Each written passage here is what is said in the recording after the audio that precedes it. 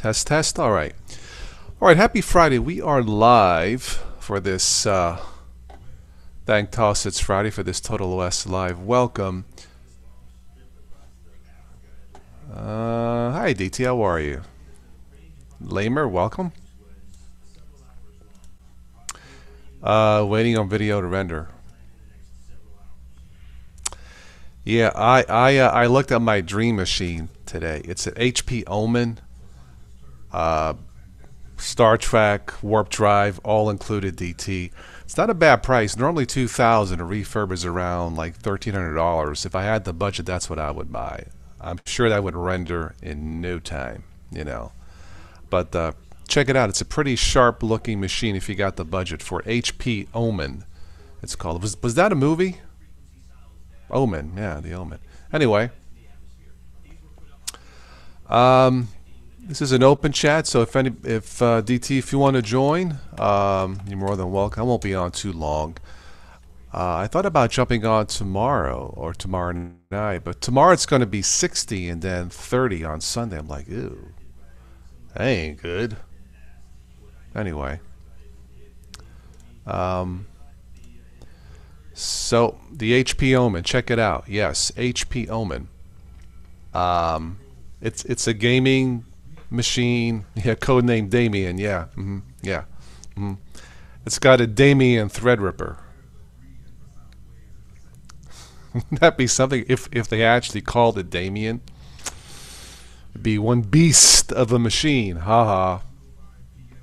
Anyway, but yeah, that's my current dream machine. But so you have to wait as long as I do. When you render videos, yeah, I usually go wash the car, paint the house, take a drive in the city, and then come back later.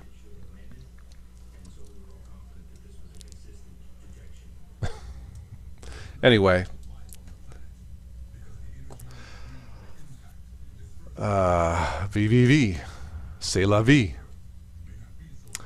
I guess the big news this week has to be the so-called Article 13. I guess some of the committee members who voted on it voted the wrong way. They said they were not sure what they were voting on, and they did not mean to vote that way.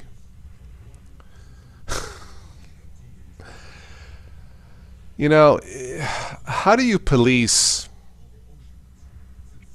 or filter the internet? I'm thinking of the Borg on Star Trek. Resistance is futile.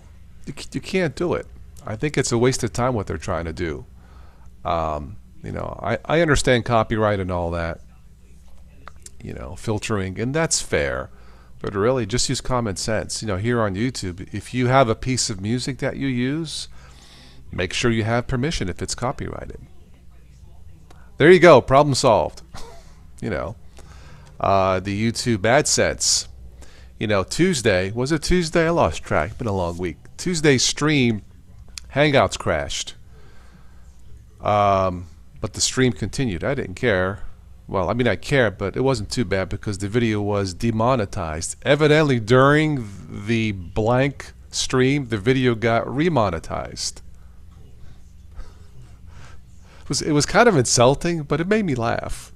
You know, so I downloaded it. I deleted it. I have to take a look at it.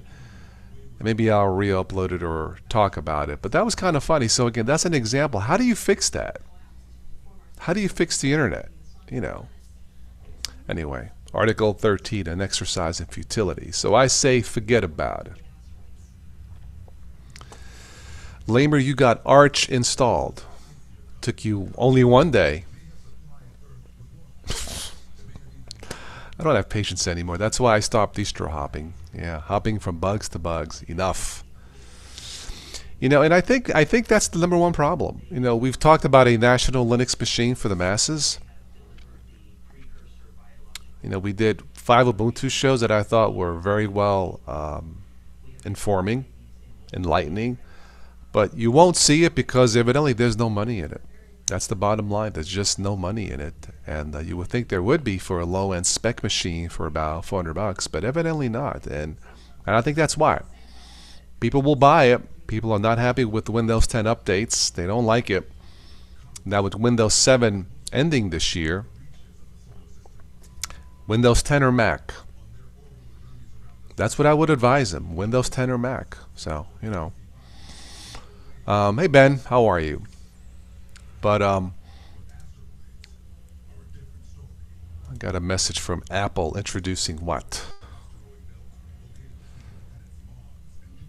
Oh, okay, a new machine. The iPad with the bionic chip. Okay, very good. Pyramid. Crazy lightning. Ooh. Stop by to say hola. Hola muchacho. ¿Cómo estás? Good morning, Bob. Windows 10 or Mac, Satan or the devil? You know what, DT? Until I see a national Linux desktop standard, besides Chromebooks. Chromebooks, look, Windows 10 users, if all you do is go on the web, more or less, then buy a $200 Chromebook based on Linux and you're set to go. If you want to do more than that and Windows 7 expires, those are your I'm giving you, I'm telling you as I see. I'll probably lose some subs. So be it. You know I won't BS here. Windows 7 users, your choices are Chromebook, Windows 10, or Mac. Because it works. I need to turn down the volume on the TV. Watching a show about earthquakes. That's how I see it. You know. I hope I'm wrong. I hope I make a complete fool out of myself, and we'll see an Ubuntu machine or a Linux Mint machine, or, you know, but not gonna happen. Doing this 9 years, this fact, this month, this day. Yeah, I think this day 9 years ago is when Total OS was born. Total OS today was born, so I call it. I am genuine. Well, I call it as I see it. Peabody, it's turned some people off. I was looking at the analytics. I think I've lost as many subs as I've gained, but you know, I didn't really do this channel to be popular, as it were. I did it for knowledge, for sharing the knowledge, and to meet friends like yourselves. And if that means losing thousands of subs, then so be it. There's other BS on YouTube. Feel free to go there. You know. System 76 has a mint box. I think, yeah, I think they do. I think so. Thank you, Heather. Disaster shows, mega quakes. Yeah, I know, DT. Weather Channel is fascinating to watch stuff like that. It's educational, so I watch it. Yeah.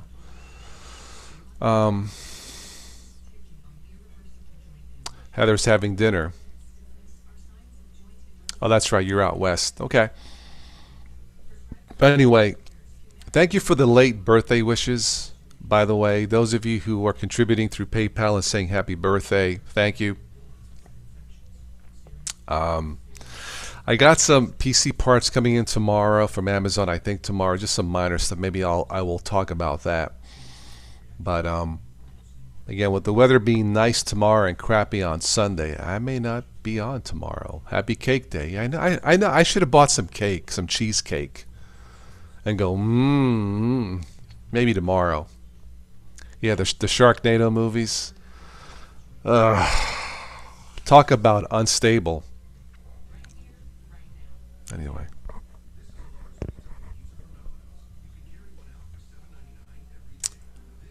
Well, I don't need that news on the iMac. iPad Air, rather. Excuse me. I think if you want a national Linux, we have to be honest about where we're at and what we need to do instead of saying it's a year, that at the end of the year, wonder what the heck happened. There's no money in it, Benjamin. That's the only thing I can see. There are millions, I'm guessing millions of Windows 10 users not happy with Windows and how they do things and the update process. Stephanie mentioned that she uses both Windows and Mac, and on Windows, every time she does the updates, she has to reinstall graphics drivers. Multiply that by millions of people that are begging to walk into a store to buy a Linux machine, and it's not there.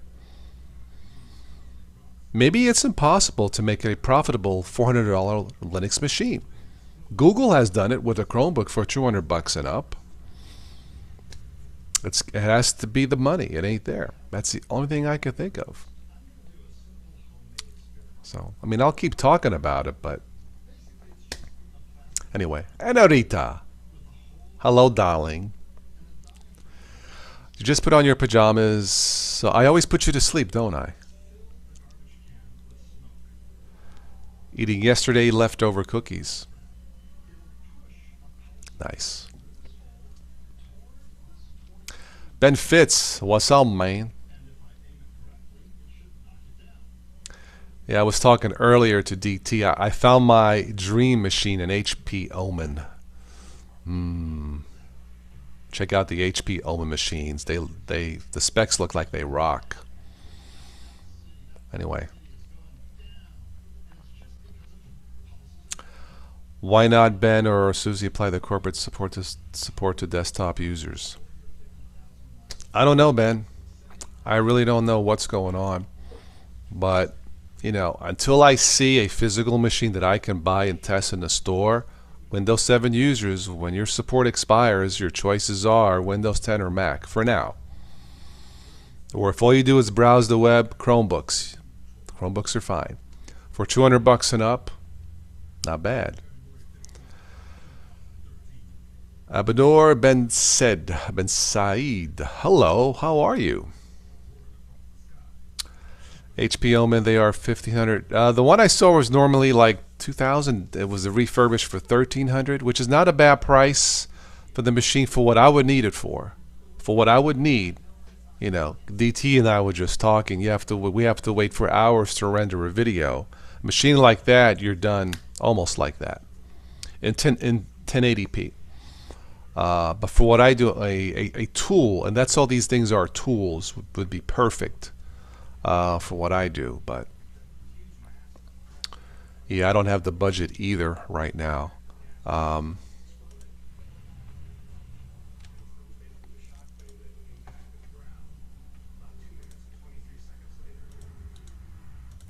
But yeah, this stuff on the Weather Channel about natural disasters and how they're caused, I think it's fascinating stuff. Something different, you know, so check it out. There's a plug for the... I actually have a Weather Channel hat. I should wear it all the time to try and get a sponsor from the Weather Channel. You know.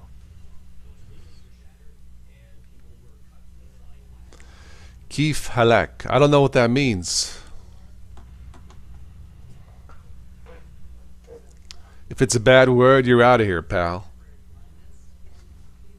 Anyway. Peabody, that's not the case. I mean, there are a lot of people who may dislike Linux, but I think there's many, many more people who just don't understand it, don't know much about it, a lot of myths. Maybe that's a show I should do on these weekends. Linux myths finally debunked from a Windows user. That's what I should do. But the problem with people, they can't walk into a store to buy an Ubuntu machine or a Gentoo machine or a Linux machine. It's not there. So if it's not in the store to buy, why should they think about Linux unless they come to my channel? Speaking as a Windows user. Can you blame them? I should aim higher than the Weather Channel sci-fi. Sci-fi is good. Sci-fi is good. Yeah. But Weather Channel is real. STL Raid. I guess Switch is having problems with cockroaches again, spraying his raid. Hello, everyone. If you haven't already, when I get off here, check out the previous show I did, premiere video, which was 9 o'clock with our friend Stephanie, talking PC versus Mac. And you know, she said she would be all for a national Linux desktop machine. She would be all for it. And she has no time for Linux. So what does that tell you? Raid! I'm thinking of the commercial, Raid! Frozen. Windows 7 computers can make Linux machines? Yeah, Kenny. If the machine has at least 4 gigs of RAM, you can install just about any Linux. If you have less, then go with the lighter ones. But yeah, absolutely. Um, but until I see a machine in the store, I got to tell Windows 7 users your choices are Windows 10 or Mac. So if all you do is browse the web, then get a Chromebook. You have support. I think Chromebooks are supported at least 5 years. Now for $200, hey, what do you want? Hey. Today marks being 3 months free from Windows 10 and Mac. Bob, very nice. Wow. Okay.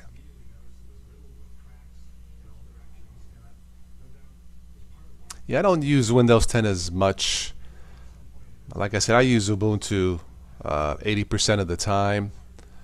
Because that's how good it's gotten. But see, I'm not a newbie anymore, so you know, I can recommend, I can suggest Windows 7 users Hey, to Tosh. hey Ben, I can suggest Windows 7 users to try Linux. Can I recommend Linux?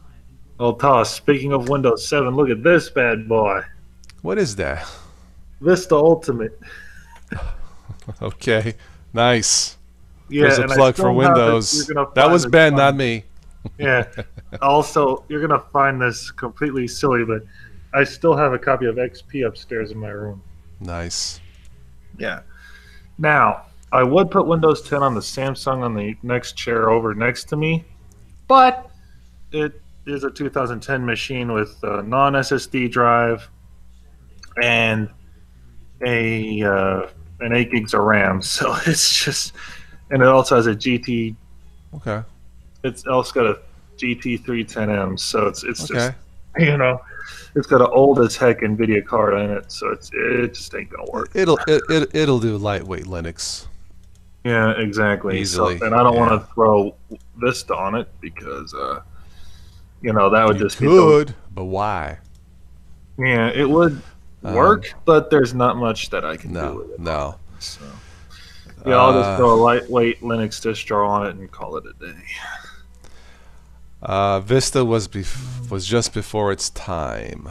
Yeah, it wasn't Uh, ready. Yeah. yeah. Switched is wanting to join us. Awesome. Uh, Switch says he has an yeah. OEM 95 and 98 CD. Oh my god. Hello, But Jessica. Good let to me see send you. out another invite. See, I was dream Yeah. shopping tonight in my Uh-huh. dream machine in HP Omen. Uh-huh. I was looking at it and I was salivating. Uh, You know. Yeah. Oh well. I can dream. Yeah. Yeah, David, you're right. Vista came out in 2006. Sleepy Eyes Vince is on his Mac. Mm, I salute you, sir. You're the smart one. yeah. In the long run, Sleepy, maybe you're the smartest because they just work. They just work. So Yes, they do. until I buy one, I can verify, but I don't need to Um, verify. You guys no, are you telling me. don't. Stephanie's telling me they just work. So hey, Yeah. Although Monday, she had to spend Tuesday, $300 on a hub. $300 on a hub. Screw that. Yeah, that's what she didn't like That's on the not worth machines. it. There's the ports, Yeah. not enough ports, Yeah. and I'm not talking cruise ships. Oh god. But There's bump bump. no, there's yeah, the Apple machines these days. They work. They just work. I mean, They work, but there's not enough USB and stuff on them. you want to know what it is? I think too. Hmm. Part of it is these YouTubers who are make I love what buku. Derek said. Just this stuff, burn it with fire. Yeah, YouTubers who buy Hmm. these Mac machines for their professional work. They don't care because they have a following. They make so much money. They'll buy it in say in 2 years like it's outdated. Buy another Mac machine. So what? Yeah, yeah. I mean, that's the sad part is when you send it back to, when you trade it in, it's they don't Yeah. they don't get as much for them. No, but that's Um, how it works. So and that's I'm with not any computer, surprised there. really. Yeah, I mean, yeah, true. I quit. Hey Toss, how are you? Good. You? I'm Hey, fine. Clint. Sorry, buddy. I spent 100 on my adapter for my MacBook. Oh, Wow. jeez. What kind of adapter was it? It's a hub that has it plugs into both the USB-C ports on the side of the 2017 MacBook Pro. Okay. And it has 2 USB ports, 2 USB-C ports, an SD card slot, a micro SD card slot, and an HDMI port. Okay. That's cheap Pretty much. compared to what Stephanie spent, $300. Yeah. That's one hub, one little, Yeah, it's just one little thing that plugs into the side of the Yeah. computer. Yeah. Yeah. And hello, Lamer. How are you? Mark Keys Brownlee buys a $7,000 MacBook for review. Well, he's got what, 7 gazillion sponsors He's got or a bunch of followers. different 7,000 sponsors. is nothing for him. God bless him. He's good. I've seen his videos. He's a nice young man. Knows Yeah, his he's stuff. a great. Very friendly. That kind of success couldn't happen to a nicer guy than me. No, just kidding. And Linus Tech Tips. He's helped a lot of people. I follow some of his stuff. Yeah. I disagree with some of his stuff, though. Like his Lineage OS install guide was terrible. I didn't see that. I didn't see that either.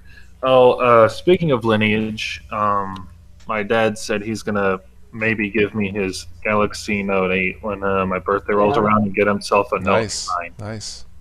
Yeah, but I don't know if it would support Lineage. Or It not. doesn't. Oh, okay, then that's You not a may big be able deal. to find an unofficial build. There are a lot of unofficial builds.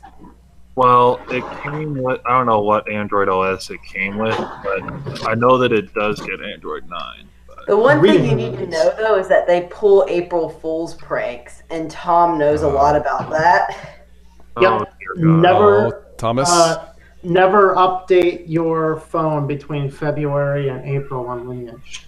Hi, Tom. Oh, Interesting. Tom, I know you told me to contact Sprint about getting my Samsung's bootloader unlocked, and I contacted them about my S7.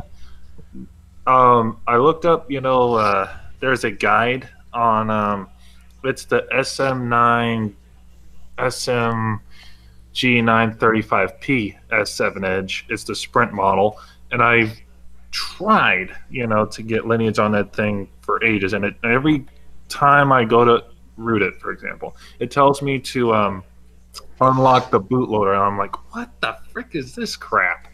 So it's and every time I try and do that, I do the ADB reboot, whatever, and all it does is it takes me to a blank blue screen, and it doesn't go to the normal ADB screen.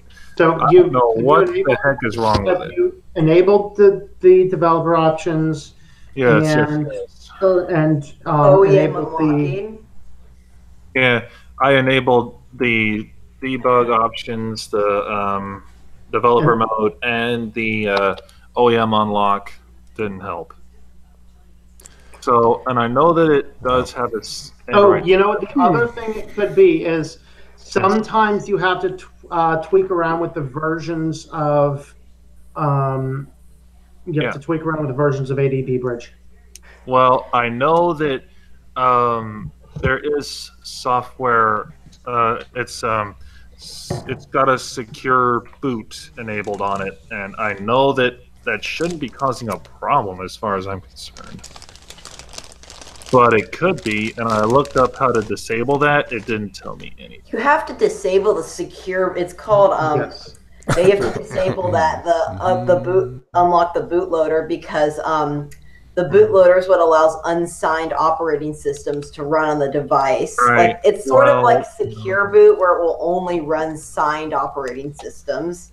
I looked up how to do that, Clint. I couldn't find a blasted thing. Yeah. I have the same thing with my Pixel 2, which we bought from Verizon. The bootloader is locked on this, and you can't unlock it. Yeah. You should be able to with Verizon and with a Pixel. Really?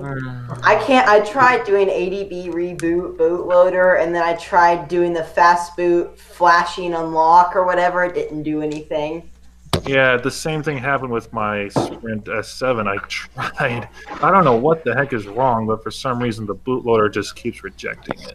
I think my contract ends in October, so I think I'm probably going to buy a OnePlus 6T and put Lineage on that. Yeah. Those are things I do not do. Anarita says if I hit the lottery, I'm going to go straight to Canonical in the UK. I'm going to walk in Mark Shuttleworth's office. Say, pal, yeah, you come here. We got to talk about the Ubuntu desktop. Come here. You're disrespecting Linux. Come here. Yeah.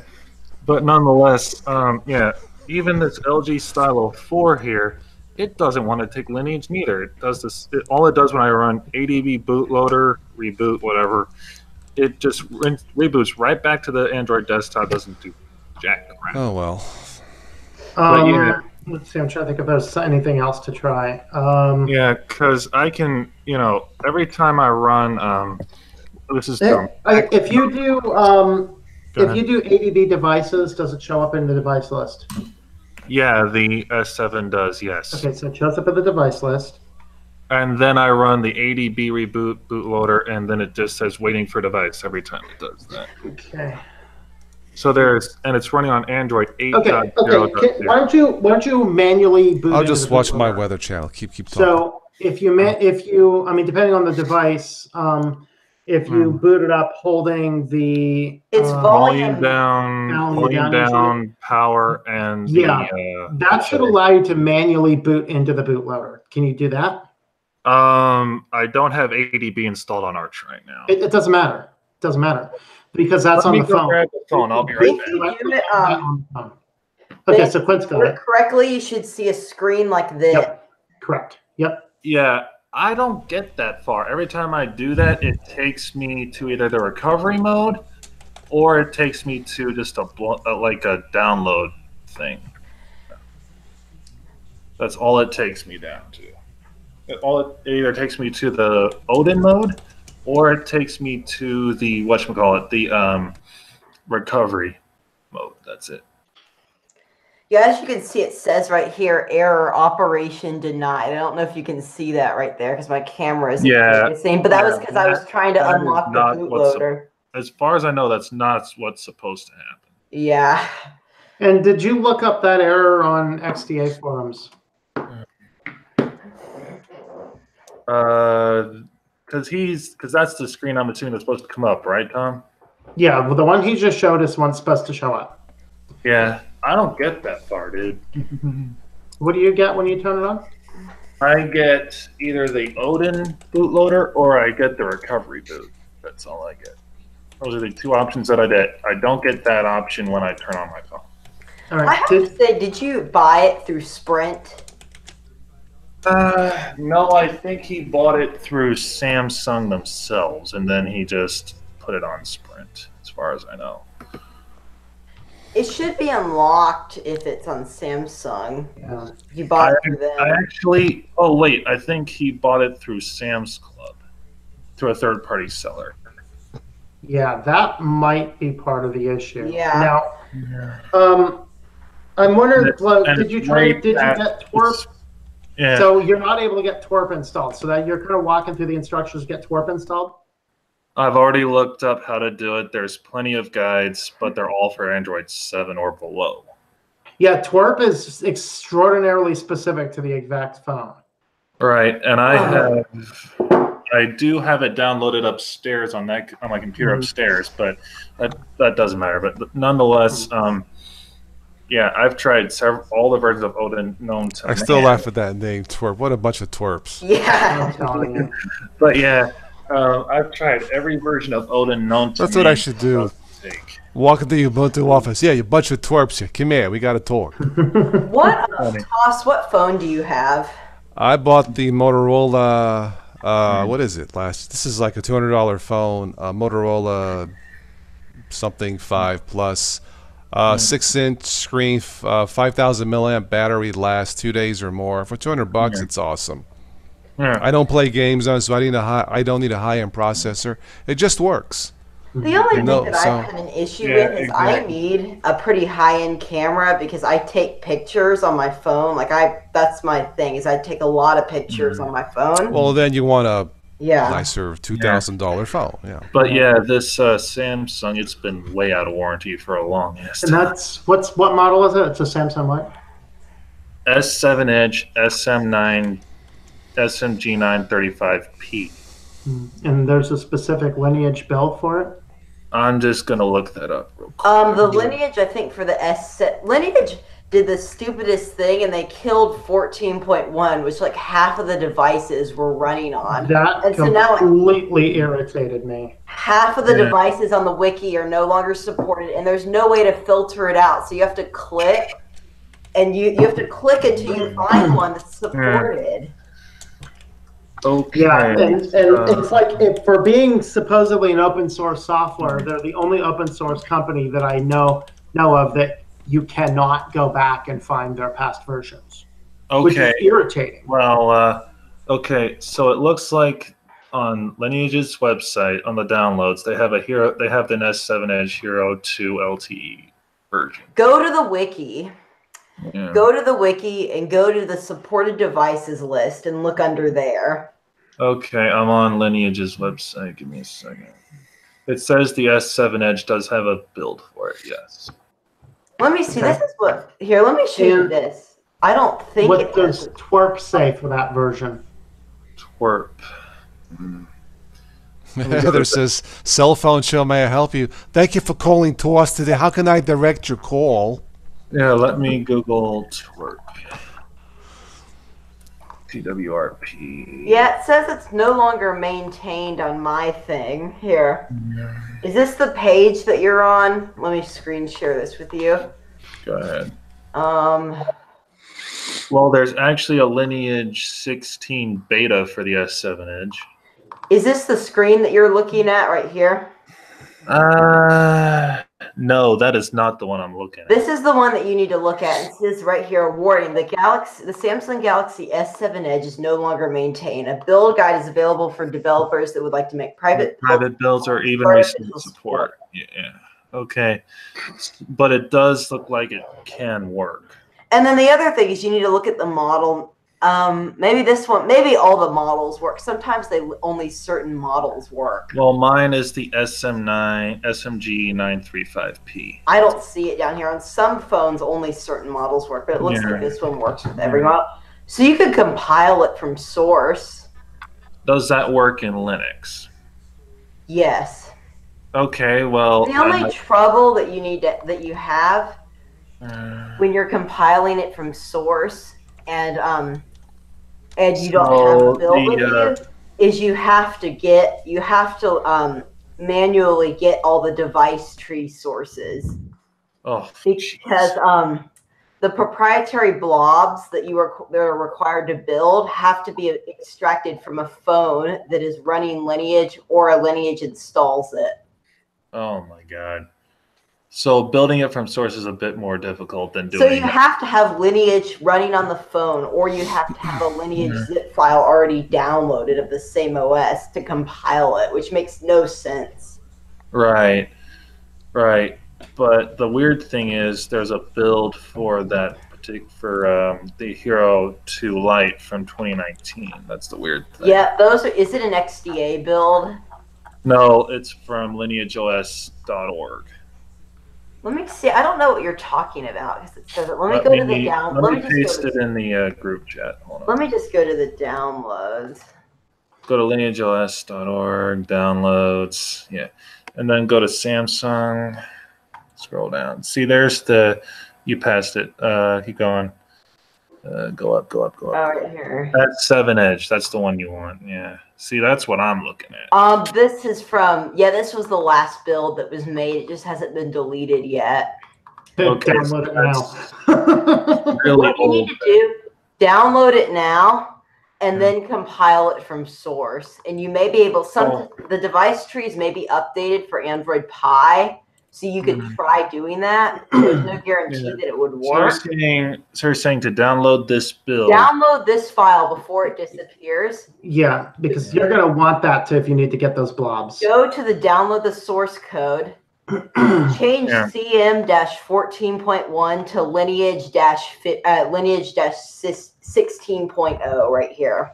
So change it to lineage-16.0, whatever build. Yeah, change this to lineage-16.0. It may not work. Sometimes it works, sometimes it doesn't, but you want to have that. And this will attempt to compile Android Pie. Go back, Quint, go back to the last screen. Where? The last screen you're on. With the one with the download on it. Okay. Yeah, the one with the last download. build Okay, we're so on. it's Lineage, okay. Yeah, so I'm going to try building it from source and just seeing if a scratch build works. I'm not sure though if that's going to help because you still need to get that thing the bootloader unlocked. Yeah, that's the tricky part. Yeah, because like I said, the phone does actually work. It's just getting it into the bootloader thing. I'm going to see if you're being praised for your knowledge. Tom, this is the tablet that I was talking about earlier that is supported. It runs Lineage OS 16.0. Is supported on this, and it's on $279 on sale from Best Buy. It's normally $349. I think this was one of Samsung's flagships from like 2016. Yeah, that's I don't know. That's pretty nice though. Hi guys. I would like to get another. Ricky, how's it going, buddy? Hey, Ricky. Hey, Rick. How you doing, Ben? I haven't talked to you in a while. Oh, dude, I finally got Pac-Man working on LFS. How did you do that? He bought a second frying pan. Oh, wait, you went on Lineage from scratch again? Don't you remember what happened the last time? No. Yeah, I've been working on my retro. A week later was... It was broken, I know, Steve. Yeah. So you finally got the thing to work. Well, it somewhat works. I haven't. Salient, the developer Silent, has been helping me to get Pac-Man working on it, and we've got it installed, but it doesn't have the ability to sync anything right now, so we're working on that. Haven't you tried like every package manager that exists to run on your Linux from scratch, and none of them have worked? I've got a half-working Pac-Man right now, so that's a step in the right direction. I've got a question for Ben. How long does it actually take to install Linux from scratch? How many days? How many weeks? It took my friend Dusk Gregor on YouTube the first time. He did it about 14 hours altogether, just to get to a command prompt. Just to get to a command prompt, and then it took him another several hours just to get XFCE, a base GUI, installed. No way I'm touching that distro. You know how you can get Pac-Man to work? How? Install Arch. Yeah. Pac-Man will work flawlessly.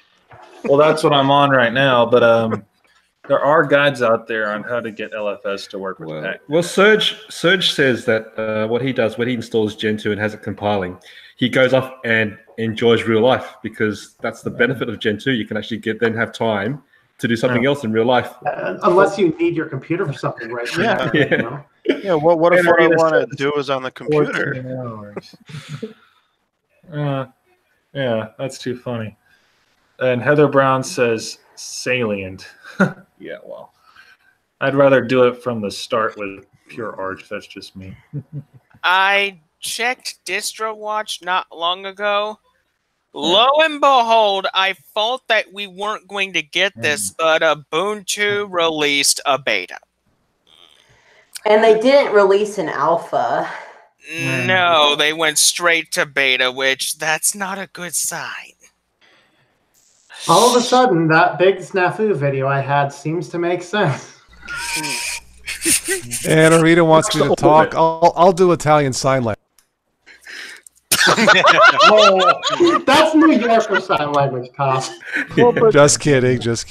Correct me if I'm wrong, but 1904 should be having its final release next month, right? It's 3 weeks. It's 3 weeks after the beta. 3 weeks. Yeah. I can already sense people just sending so much feedback when the full version is out, saying, "Oh, this bug is causing trouble, and so is this." I've been testing it. It's pretty nice. Yeah, it works pretty good so far. I haven't looked at it yet. I don't really keep up with Ubuntu. Well, because this is in their LTS, right? So this is when they're going to start testing new stuff. So I'm thinking 1904. Be careful with it. If it's their release pattern. Oh, they can't make this easy. How much coverage did that video get about the thing about Snap replacing with apt, Tom? And now I kind of feel bad because I was the one who sent that. Oh no, don't worry about it. We accomplished our goal. Ubuntu got publicity. I was the one who sent Tom that article. Yeah, but I'm the reason why all that news coverage got out. Yeah, but Quinn, if I looked at the resources that you looked at, I would have believed it too. You know. All right, so Quint, that video has 71,000 views. It's my number 3. Wow. I mean, it's got so many views because people are actually thinking about it, right? That's the thing, yeah. Well, you know, you can thank Alan Pope for that because he probably actually a lot of that traffic. The journalistic boss is actually the guy. All I can say is Snaps right. rock. I use them, so hey, you know. I actually I don't even have Snap installed on Fedora. I have Flatpak installed, but not Snap, and I never use Flatpak. Oh, I have Skype as a Flatpak. That's the only one I have right now. Oh, by the way, Quint, you're going to be excited about this, and I'm announcing this right now. And this is a live announcement, by the way. My next VirtualBox distro review is going to be for Fedora 29. You'll like it. I'll send you the phone number of my psychologist, Dr. Benny Bendova. Would you send me his info too? Because in a couple days or weeks, no problem. I'm going to be putting Calculate over It's a here. private unlisted number. Calculate. Yes. Oh boy. It's 1-800 frying pan. That's my doctor's. Yeah. Well, I'll tell you this about Fedora. Fedora is the distro that I want to love. I want to love it so bad, but there's just stuff about it. I just can't. First, it was switched to Arch. Now it's going to be switched to Gentoo for Tom. Oh, Tom, gotta keep her going. Tom's going to the dogs now. Well, the truth is, I've been running Arch for so long. It's just like I'm not looking forward to wiping the system. It's just such a good system. Well, I'll tell you. Make one suggestion: clone Zilla, that son of a gun.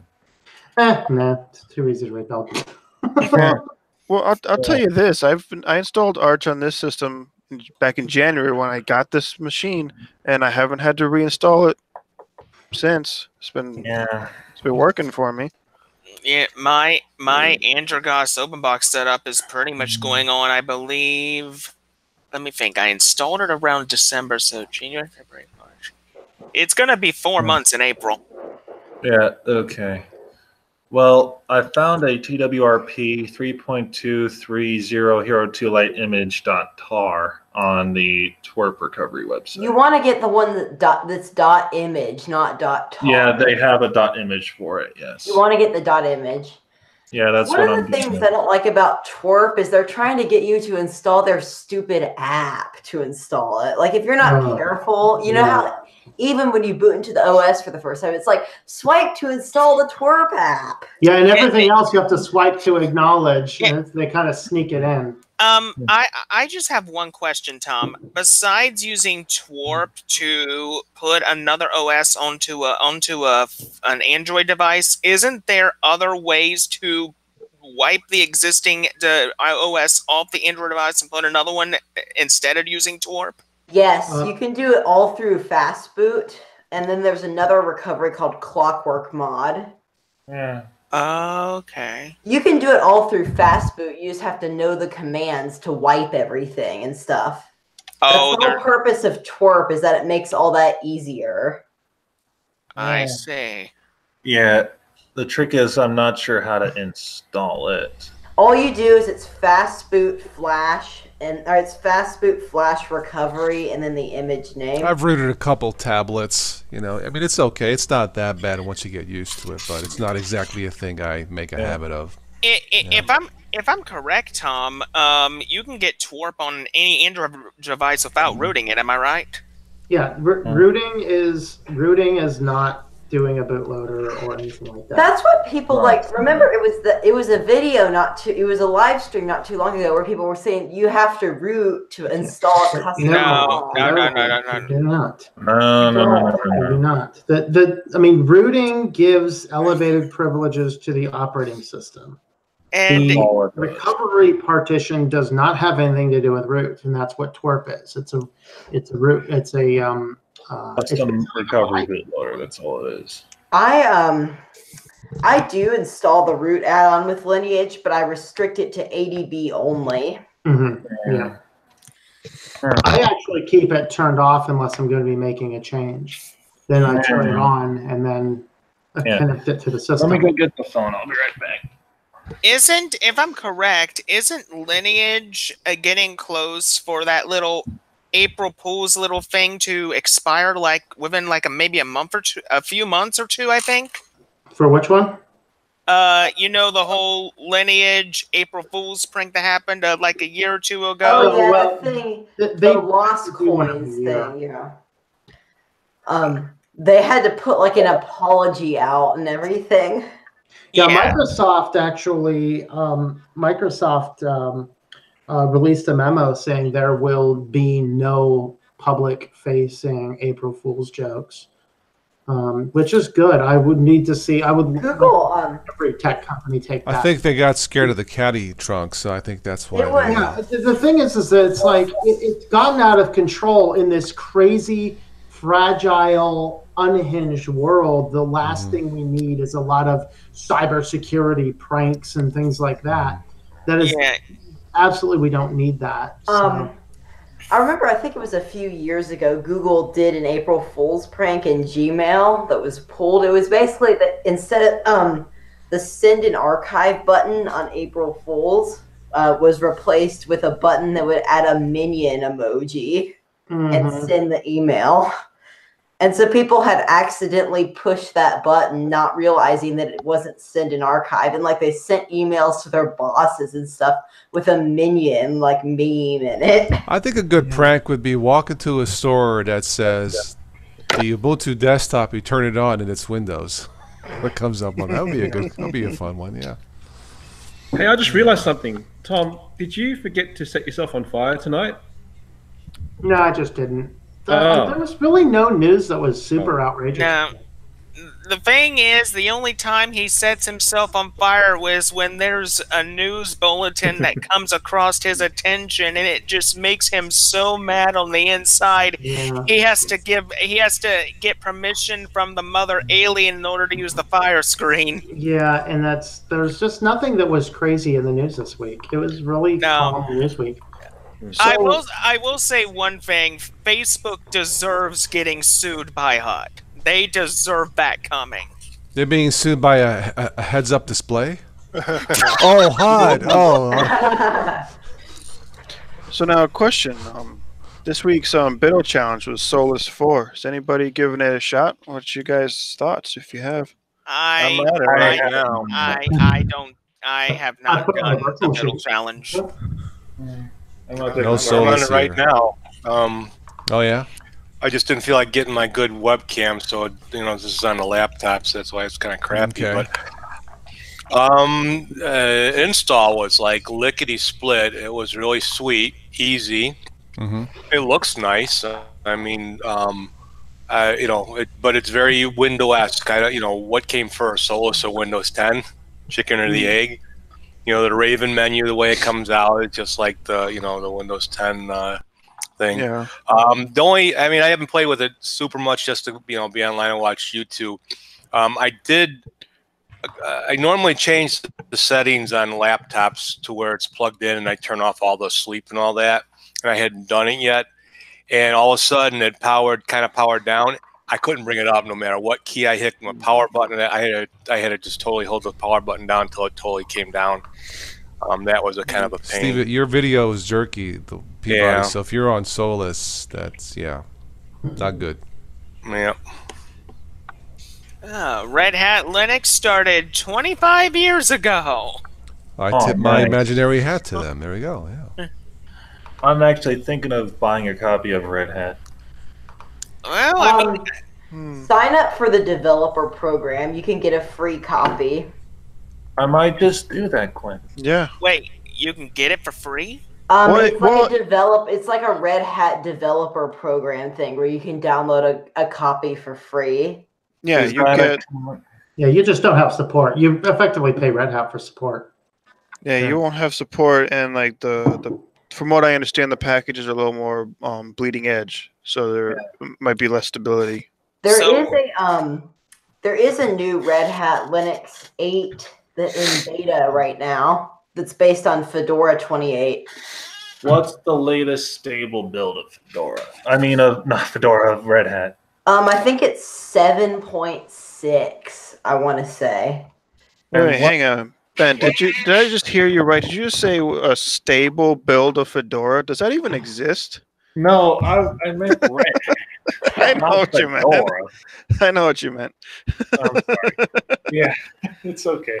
But yeah, it's all right. But, 7.6. Okay. As a developer, can you download older builds than that, or can you not? I'm just curious. Yeah, I think you can download older builds. Let me see. I can log into it. I haven't done it in a while. Is that a free account or is it not? It is a free developer thing. Let me see if I can. Let me look it up. Yeah. I was just curious. Yeah, because my dad's been kind of encouraging me to download Red Hat and try it out. Red Hat developer here it is. Yeah, right here. This is it from their blog right here. Yeah. Let me screen share again. Let me take a look. Right here. Yeah. So it says no cost. Red Hat subscription now available. Okay, I have no idea what just happened, but my Ethernet driver suddenly stopped for some reason. What are you running? Antergos OpenBox. There you go.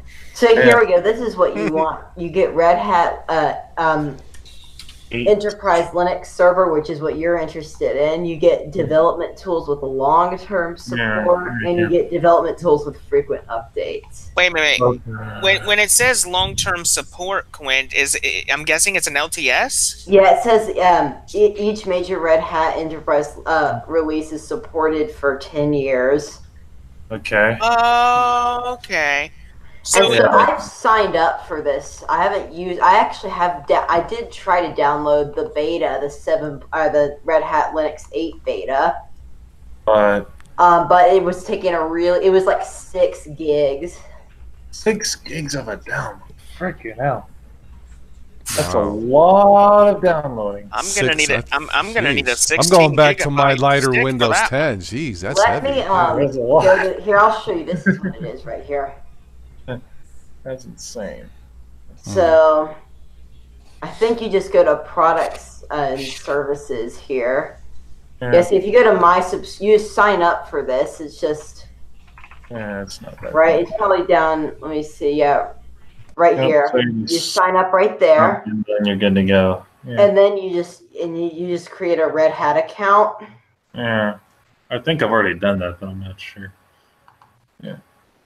And then you just sign up for the developer. So basically what you do is you just search Red Hat developer subscription and look for this blog post here. Yeah.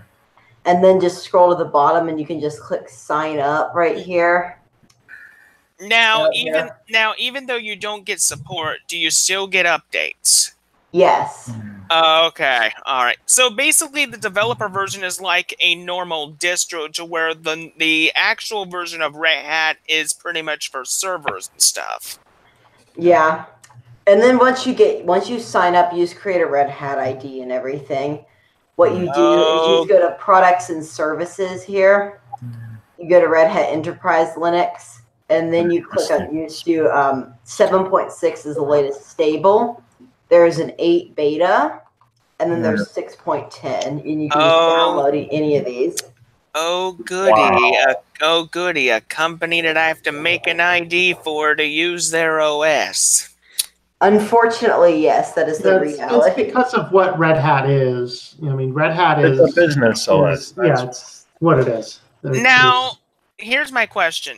even though IBM bought them, is Red Hat still functioning like it always has, or are they starting to become different? They're still the same. Okay. From what I can tell, they've still been the same. Like, it's not, there's no sort of IBM integration yet. It still even says at the bottom, copyright 2019, Red Hat Inc. Okay. Okay. So basically, my dad used to work for IBM as their general manager. He knows they're always been huge supporters of Linux. There's no question about it. So even though they purchased Red Hat, it looks like Red Hat and IBM are still doing their own separate things. Yeah, pretty much. Yeah, it's because they haven't been signed off together yet. What are you planning on using it for, Ben?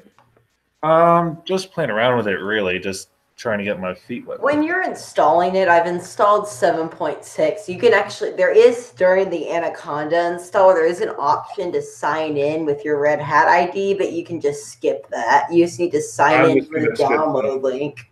And if you play around with CentOS, isn't that pretty much the same? Pretty much the same thing. I've tried to get CentOS to work on one of my machines. It did not go well. The thing would not function at all. You know, if you're just gonna be playing around with this thing, like I found that, like, if you're just gonna be, like, for me, I would try to install Debian on a virtual box and CentOS or Red Hat Developers Edition. The idea is to get used to the environment of these things. So, like, I don't see, like, what I would gain from installing it on real hardware as opposed to a virtual box and just making a lab that way. Yeah. And the other thing is, if you've used CentOS with the desktop and everything, the experience is roughly the same as Red Hat Enterprise Linux. They look identical except for the name. I mean, no, most of your servers that run Red Hat or whatever, it's going to be a headless virtual server.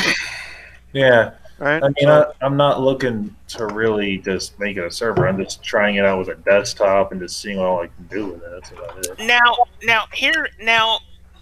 here's a question that I have for you, Tom. I've only been in Linux for only a good few months, but I've always wondered, what is the primary function of a Linux server?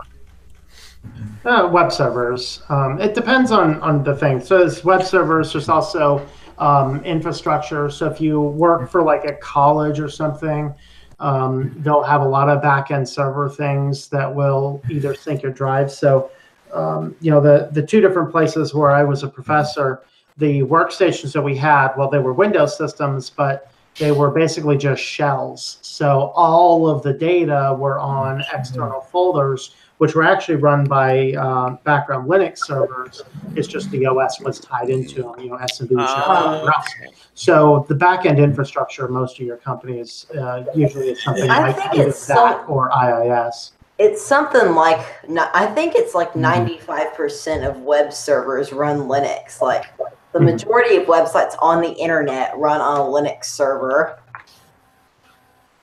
But aren't there still like a small majority that are still operating off of servers that are not Linux based? Yes, I said 95%, something like that. It's a really high percentage. Windows has IIS as the Windows server, and that will, you know, a lot of people run that for their systems for, you know, whatever reason. Usually you do that if you need access to like an access database system, which doesn't work as well under Linux, things like that. And then there are obviously BSD servers, and I think, if I'm not mistaken, there are Darwin-based servers. Darwin is the base of Mac OS that's open source. Yes, Darwin, I believe, is the Mac OS's kernel. Yeah, that's what I was saying. It's like the kernel, yeah. But you can get a command prompt on it. Yeah, if you boot the Mac with the Command S key, or if, say you're on a Hackintosh now, you could do at the boot prompt -S, and that'll boot it into single user mode. Yes, I learned how to use that, and the reason I did was I downloaded a virtual machine for Mac OS 10.4 Tiger, and yes, Yes, I put it in a virtual box. The problem was it was registered to the guy who made the virtual image. And so I had to look up how to hack a Mac, right? And I learned that it's a lot easier than you think. You boot it in a single user mode. You delete the file that says that it's already been installed. That it's already gone through its like the initial stage and how it has you make your account and everything. Okay, this web page I went to walk through like, okay, go to this directory, delete this file, and it's going to think that it's booting up for the first time. Then it walks you through creating an administrator account. Oh god! Next time it boots. It's really easy, even on modern versions of Mac OS, to reset the admin password without actually logging into the computer. And it's through a GUI. You boot it into the recovery mode, which I think it's like Command R or something. Yes, you're right. And then you open a terminal and type sudo password reset, and then it will open up this password reset dialog box. And it doesn't even prompt you for the old password. Oh, guys, look at this. Look how dead this thing was. It was like literally that bad out of battery. Hey, Ben, I just got one thing to say about that. Yeah. But yeah, I'm gonna have to let this thing charge before I do anything with it. Yeah. Another thing to consider, Ben, is there a Sprint logo on the back of the phone? Let me have a brief look. If there's a Sprint logo on the back of the phone, that phone was meant for Sprint and it cannot be unlocked. There is not. There's not a Sprint indicator on the back of the phone. Okay, so that means that you should be able to unlock the bootloader. Yeah, it's just going to take a heck of a lot of trickery, I guess. I don't know. I also have another question. I know how email works today, but the question I have: how did email function in the mid to late 90s? Oh, well, look at that! It's turning on. Well, that's easy, Ricky. If I wanted to send a message to 50 people, I had to send it as an email and demand that you send it to 50 people because I didn't have Facebook to do that with yet. No. I'm kidding. No. I believe the back end of email has pretty much worked the same way. Like you have, basically the way email works is you, this is the way my email server is set up, is you basically you basically set up an email server with an A record. Like for example, mine is mail.quint5.tech, which is my domain. You set up an A record that points to a subdomain. And then you set up all the email stuff on the server, and then you just point an MX record for the domain that you want to actually use the email with. So, for example, I have my MX record for mail.quint5.tech pointed to quint5.tech so that it sends emails at quint5.tech and not at mail.quint5.tech. Okay. That's how you set it up. Okay, that's interesting. I'm I have my own mail server, so I deployed. What I did is I set up that MailCal software I talked about last time.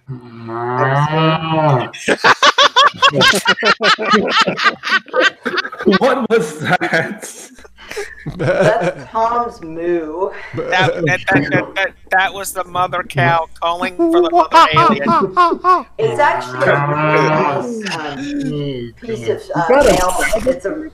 It's a really nice piece of mail server software. Welcome to the zoo. It basically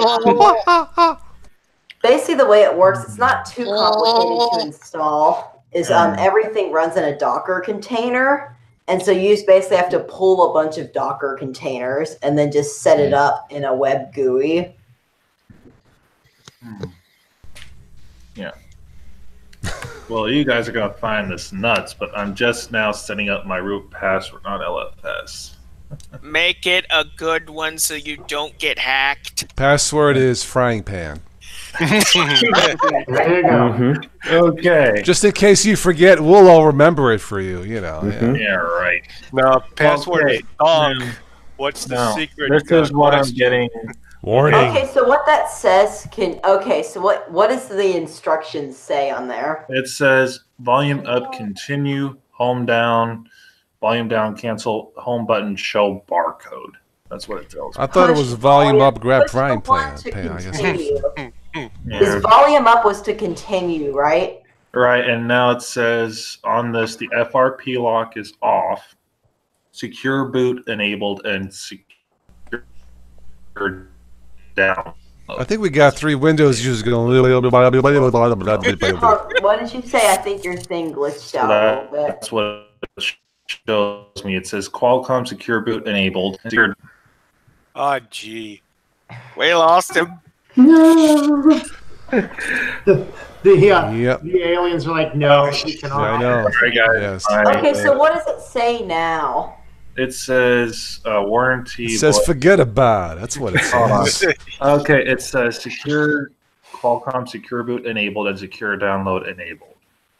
Does it say? Can you just show me the screen? Here. Hold on, It's let me up here see. at the top. Let me. Sorry, the camera's kind of washed out. Okay, so you're in download mode now.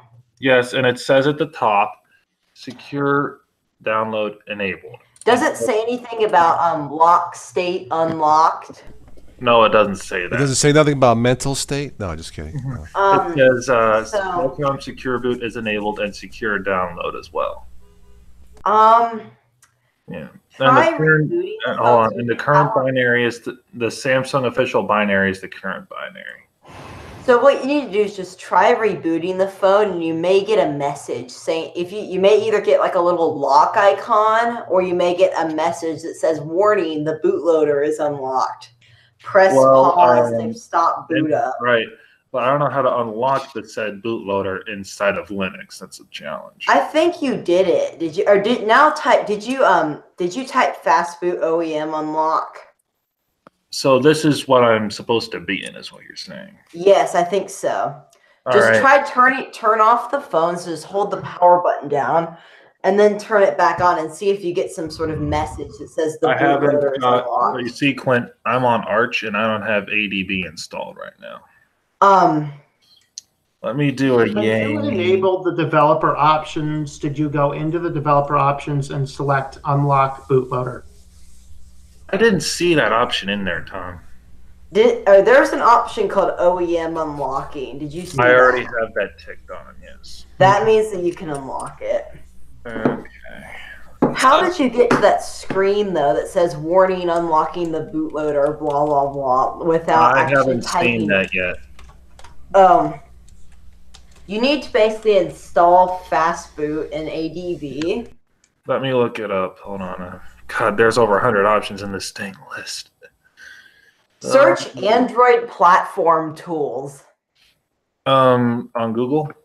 No, just in the Pac-Man search thing. Oh yeah, in PAMAC. Hold on, let me search. Let me see if I can even.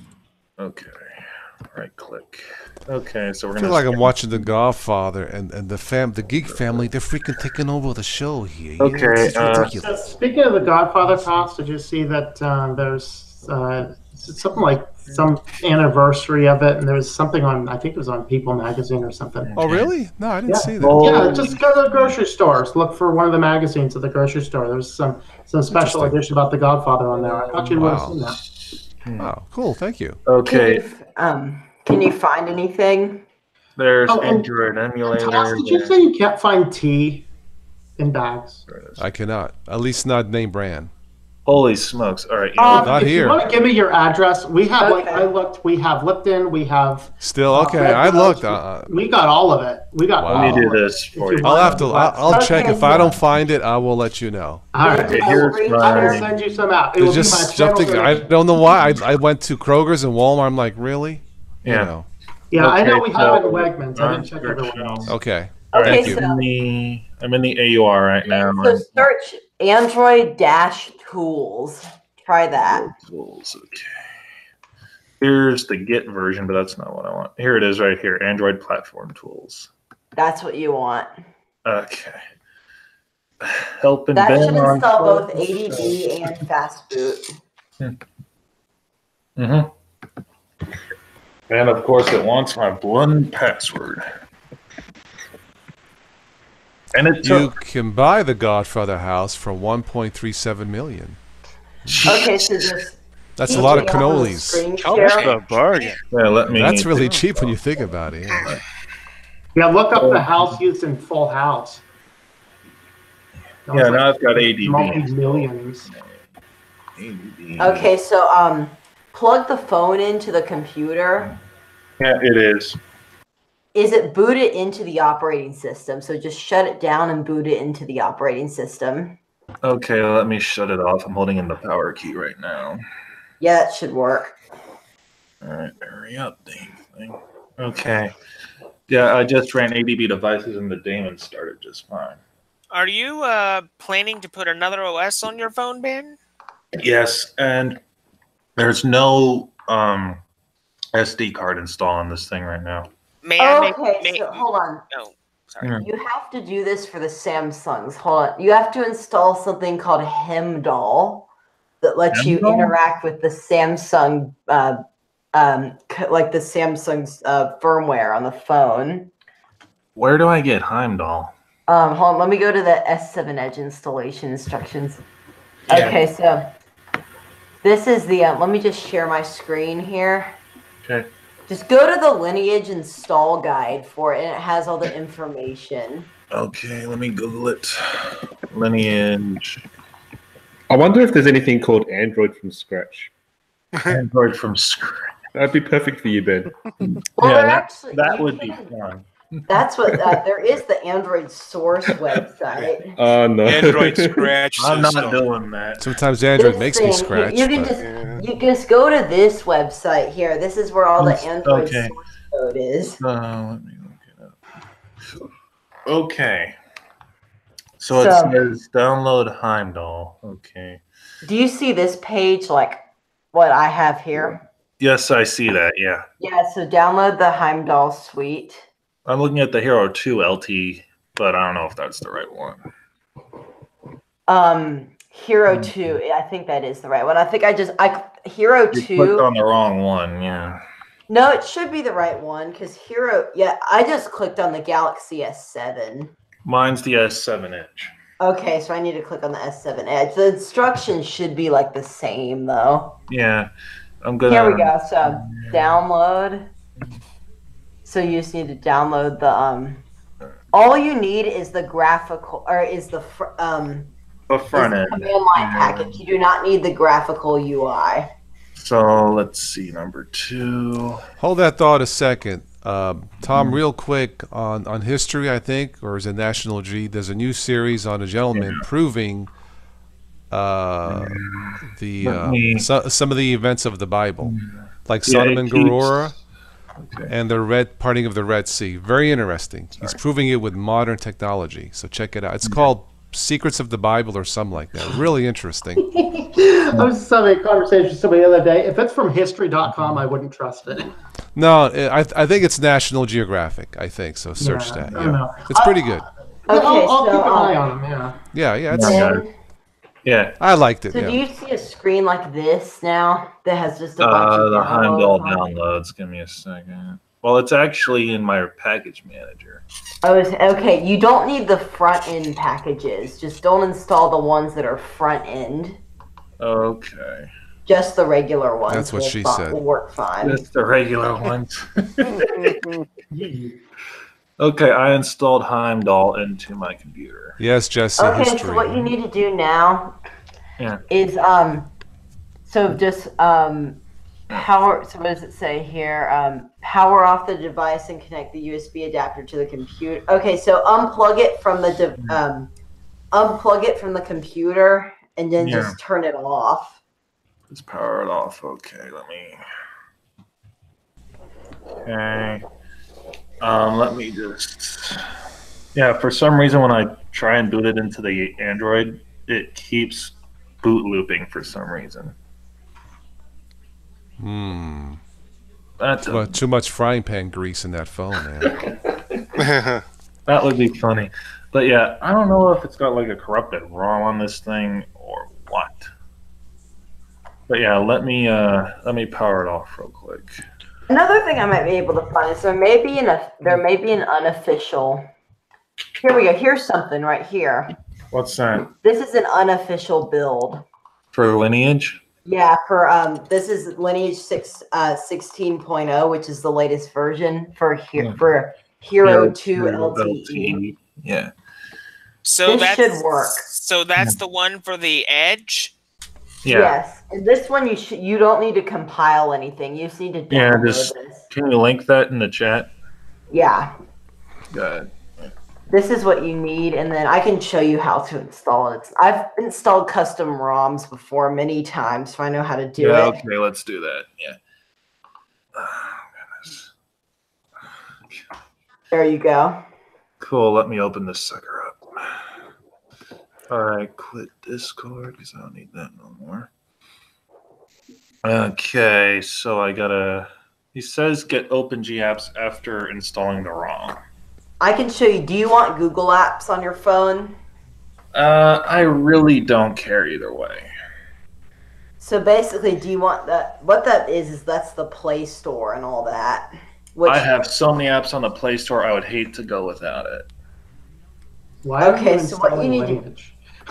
I feel like we're going in circles. So what you need to do if you just want the Play Store, which if you have a lot of apps, I just want the Play Store so I can get my apps. That's it. You need to flash the OpenGAPS Pico package, which is just the Play Store, nothing else. Okay. Which I can show you how to do that. Cool. Let me get the where's the Pico package? Welcome to they Friday night free tech support. I feel like we should pay and quit something. Yeah, I think that Vince said it earlier. Quint, you really are a 45-year-old IT guy in disguise, aren't you? I know a lot about this stuff. I don't know why I know so much about this stuff, but I do. Yeah, Quint's. I see Quint on the next episode of Star Trek, where the Impulse warp drive, and Quint's, I'll fix it. Boom, done. You know. So, Ben, you see this screen here? Yeah, I'm downloading the OpenG. Pico is the one you want, which is just Google Play. Okay, I'm back at the phone is currently at the bootloader stage again. Okay, so just go into the download mode. So what you need to do is I'm at download mode right now. So it says with the device. Okay, so here, this is what I'm seeing here. So here we go. So boot into download mode. So with the device powered off, hold volume down. I already am at download. And power. Did you do that? Yeah, accept the warning, blah, blah, blah, yeah. Did you do this, the volume down, home, and power thing? Correct, yes. Okay. So then just insert the USB cable in. Yeah, I've already got it plugged up to the laptop, yeah. Okay. So what you need to do now is that's Windows only. Don't worry about. Type himdall print pit right here into the computer. This command that I'm highlighting. Okay, and it says some devices take up to 2 minutes to. Yeah, it's downloading the device PIT right now. So it says if the device reboots, himdall is installed and working properly. Yeah, it's released. It's rebooting into recovery right now. Hey, Ben. What? I have a good suggestion for you. What? If you need to use a app store that is not Google, I highly advise F-Droid. I use F-Droid. I'll look into that once I get this. Yeah, I use F-Droid. Here's a thought then. What apps do you need? What apps could you do without? I don't really game a lot on my phone, so a lot of the like the games that I do download, I don't really need them, quite frankly. Well, also know this, Ben. Most of the social network sites and stuff that you usually do, you can also access them from a web browser's web page too. Yeah, I know.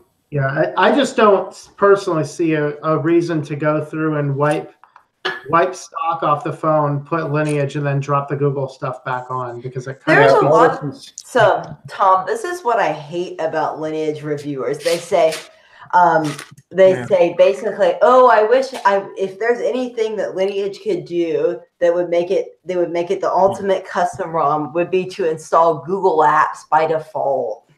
then they don't understand the problem. Like they don't even understand Google. Even if you, here's another thought though, Ben. When you're installing Google Apps, you now have to register your phone with Google. Right, which totally kills the point of the custom ROM. Yes, that's exactly why I'm saying. So that's why I ask, what apps do you need? Because depending on the apps that you need, if they're available from App Store. Now on Ancient Aliens, life without Google. So, that is Alien. So, Ben, did it reboot? Yeah, but it keeps coming back to this screen for some effed up reason. Wait, what does that say, Ben? Let me see. It says no command. Hold on, let me go back to. I can't see it. Hold on, no command. Okay, that's because you booted it into recovery mode. You need to reboot. Okay, so what you need to do is down. So now what you need to do is download. Yeah, I already have the twerp file downloaded. Okay, so power it off again. Okay, let me shut this thing back off. Come on, stinking thing, power off. Shut off, come on. Got 9 years for this. I'm gonna just do this. Yeah. I'm holding in the volume button and the power button. Did you turn it off? So once it's off, it restarted back into recovery. I just found that out. Yeah, volume down. Yeah, we may all have to recover after tonight. Oh. So yeah, with the device powered off, hold volume down, home, and power. Okay, I'm doing that again. Hold on a second. Oh, hello, kitty. Hello. His cat walks in the room as we're doing this. Yep. Okay, back in download mode. Okay, so you're back in. Okay. So this is the command you need to type right here. Hey, hello. I really hope we don't end up bricking your phone. And then obviously replace all the. I hope not too. That would totally suck. And then Ben, obviously replace the X's here with the twerp version. Oh my god! I think I'm bricking your phone on Total Us today. Not approved by this channel. How do you perfectly work your phone into a paperweight? Yeah, that's okay. Quint knows what he's doing. It's okay. Yeah, Quint knows what he's doing, so I'm not. I've done this. I did this on an old Samsung tablet, and I've done this on 2 Nexus tablets. It came up with an error says failed to receive session and confirmation. Did you type that? So do you see where this command I typed here? it exactly as it says there. Don't type that. Did you replace the X's with your version? Yep, I put 3.2.3 hero to LTE. Yeah. All right, is that what the file is? It says a blue transfer bar will appear on the device showing the recovery has been. It says here secure check fail recovery. So. Not sure just double check too that what you're flashing is actually the file name. Every now and again, I actually remove all the versions from the file name to make it easier. Yeah, let me try that. So it's basically all this command is doing is the command is just grabbing the file that should be right there. So make sure you are in the directory where that twerp file is. Let me CD downloads and then run it again. I'm thinking of, like, instead of the X files, it's the twerp files. Oh man. Well, guys, I mean, the truth is out there. Yes, it is. If you could get $1 for every single time, if you could get $1 for every single time that twerp was mentioned on this stream. Yeah. All right, everybody, who's pitching in? Send and toss some money for us. Well, I mentioned Tuesday's Hangouts that crashed. It started off being demonetized, but then when it crashed and it went blank, it got remonetized as it was blank. They just don't like that was insulting, but I have to admit it made me laugh. It made my day that it was I got monetized, but it's blank. I'm guessing YouTube could not decide what it wanted. Yeah. How many hours did it end up streaming for? Did you CD into the directory? People still kept coming in. I'm like, and then did it work? It gave this white bar, but then it stopped after it said recovery upload successful. Okay, so what you need to do is reboot. So after it says recovery upload successful, unplug the USB cable from your device. Plug in frying pan. And then manually reboot into recovery. So turn it back off. Yeah. Just unplug it and turn it off. Yeah. And then this time you're going to do volume up plus home plus power. You know, I have to admit, Quint, you and Ben, you know, I wrote in the tagline, Total OS Today, Total Technology for Beginners and Beyond. And I wrote, join us and control your digital life. And you guys are proving Okay, it. now it's at this screen. Does it say twerp? No, it does not. What's it say on the bottom? It says no command, and then it's got a thing with a standard Android base on it. What that means is that something didn't work when you tried to flash the recovery. Right. So what should I do about that? So it said Yeah, it says failed to receive session and confirmation after it did that.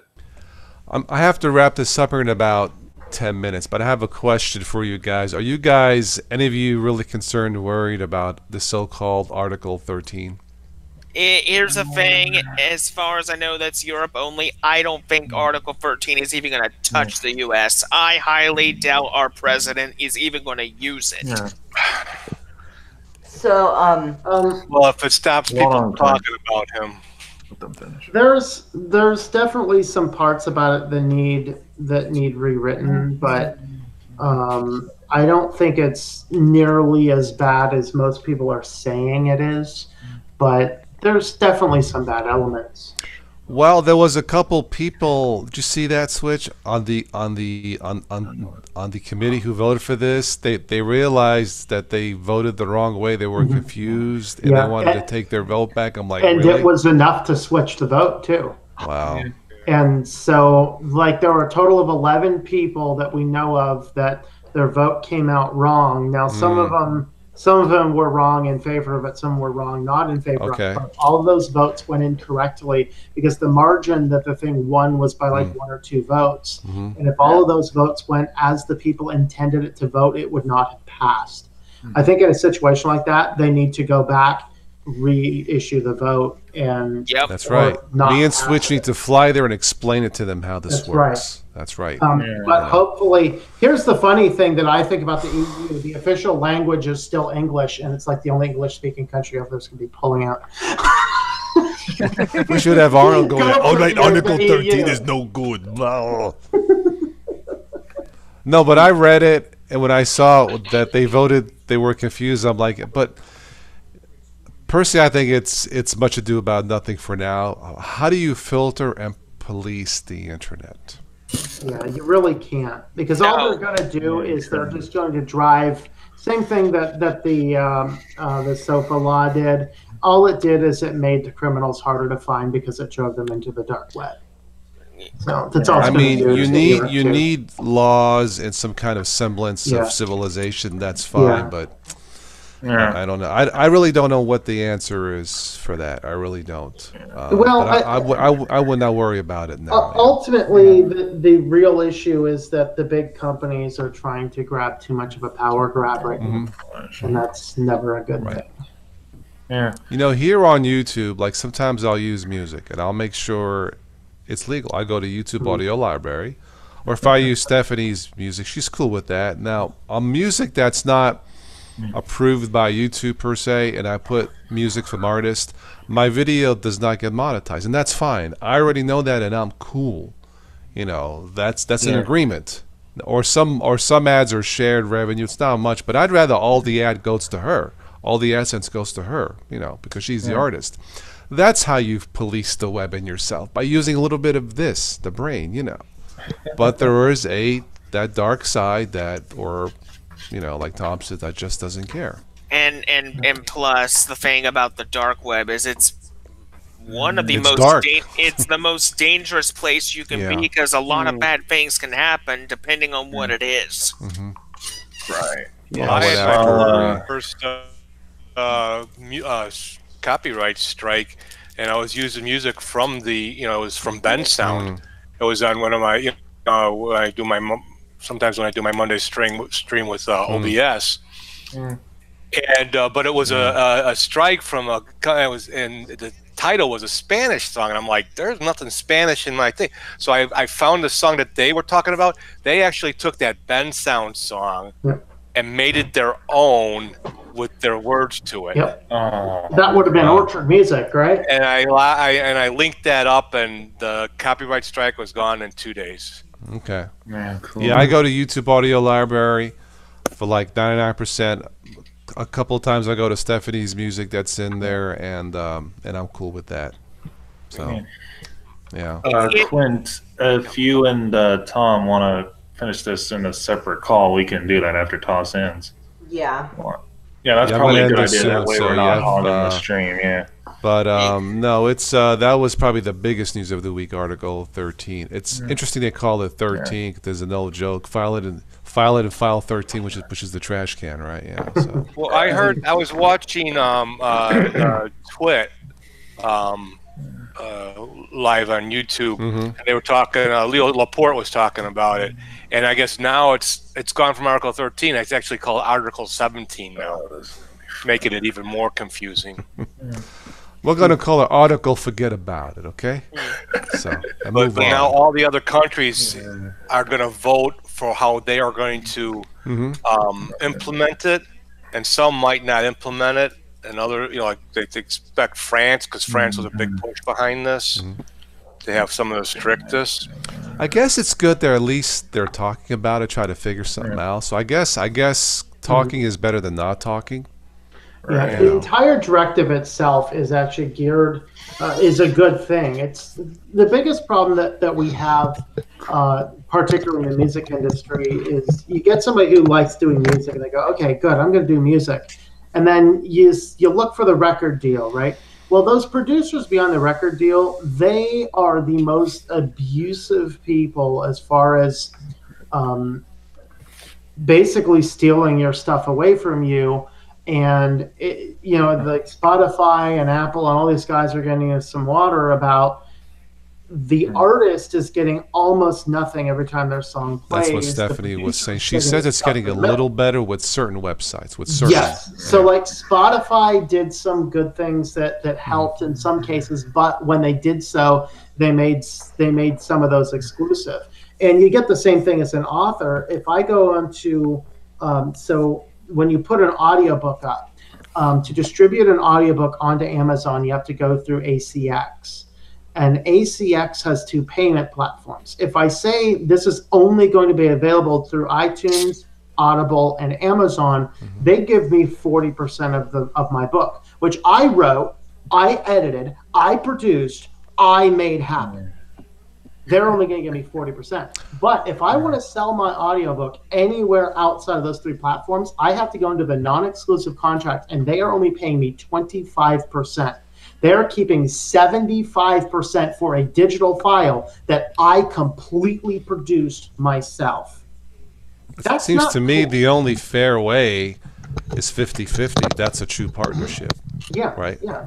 Now, when I'm selling a paperback book, Amazon actually does a better deal as far as the print books. They will give me 60%, but if I want to put a book up in such a way that a bookstore would stock it, whether that's a big bookstore or a small bookstore, I have to take a 45-55 split. Okay. So I'm only going to get 45.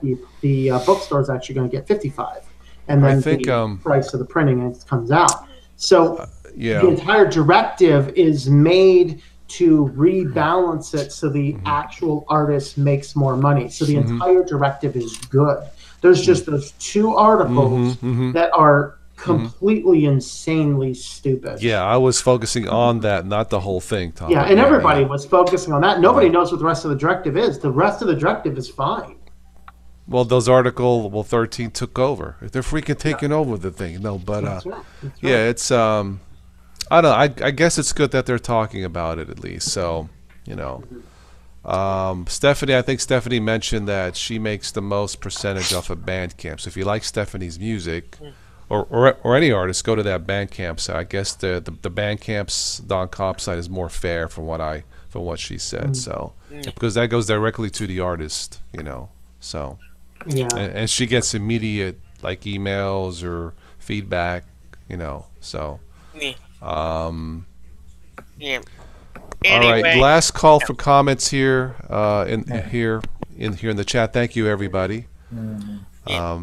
anyway, I'm gonna go get going, guys. You all have a good Okay. evening. I'll see you All all right. later. See you All later. right. Quint, you are amazing. Paul says, "Yep, Quint, you're the smartest person I've ever met so far." Yeah, he's good. Yeah. If I missed anybody in the chat, I apologize. So I was catching up on my Ancient Aliens Return to Mars, because it was on.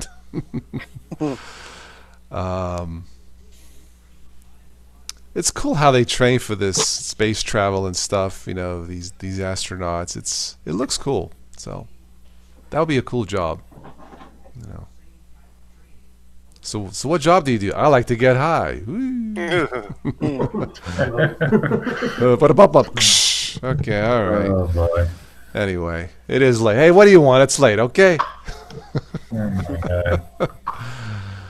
Oh my god. Yeah, I don't know if I'll be on tomorrow. Like I said, it's going to be like 60s tomorrow, then 30s on Sunday. Talk about a shock to the system. It's still 52 here right now. Yeah, it's still Oh, pretty yeah. hot. It's 60 It's going to today. be warm Holy tomorrow, Christ. yeah. So It's 56 here. It was about 70 here. Was it? This Yeah, it's afternoon. nice. All right, Vince, what's it over there? 78. Those Is guys that are one dropping got for lucky? you. yeah, well, it's going to start to switch here this season, Yeah, right? Because it's yeah. summer Yeah. here, it's winter there. So, It's below about 50 here, even in winter. oh Yeah, yeah, that's not exactly. bad. Yeah, Exactly. I could live with that. yeah. So Yeah. can I. Absolutely. 50 above zero, right? Not below. Just want to make sure. Okay, just want to make sure. Okay, all right. And that's 50C or 50F? 50F. I'm converting. Okay, Yes, thanks. I figured 50 50C would be like, Right. Yeah. okay, the cannolis have melted permanently. Well, Yes. that's Mars weather. Yeah, that's Yeah. Mars weather. Yeah, right. Yeah, Yeah. yeah. All right. Oh boy. I'll just be happy when I get this thing fixed.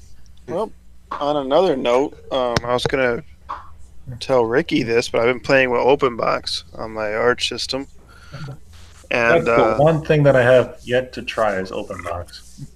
well, I'm still tweaking it a little bit to get it to my liking. And the other thing I was gonna bring up was I figured out how to get Peppermint's ice applications to work in IE3. Ooh, nice. Cool. That's beyond my comprehension for tonight.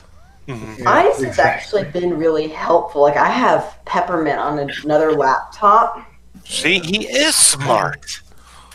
and Ice has been really helpful in some cases. For there's a lot of data collection that goes on within the official Discord desktop client. Like they put like a process logger and everything. And so I made my own version of the Discord client by using Ice with Chromium, and it works just like the Discord client. Well, but you know, I got a question for Steve because you use Peppermint, you use the ice applications. I've had this issue where I made YouTube an ice app, but I can't pop out the chat from it on a live stream. It's like I was wondering if you've been able to do that, or if that's just Oh, like, yeah, well, yeah, I do because of the that. I mean, container. I do that all the time when I'm on Peppermint. Sunday, it was last Sunday. I had Mark popped into the chat, Mark Greaves from Peppermint, and I had mentioned that you and I think Paul, because Paul's been using Ice too, how they got it, and his comment was, it's supported well in Peppermint because it's part of Peppermint, but out of anywhere else, it's kind of on your own. So I guess the whole idea is how it's working together, in the other system. Ice, baby. Dun, dun, dun, dun, dun, dun, dun, dun. Anyway, old song. That's a good old song. Because what I did was I made it. Yeah.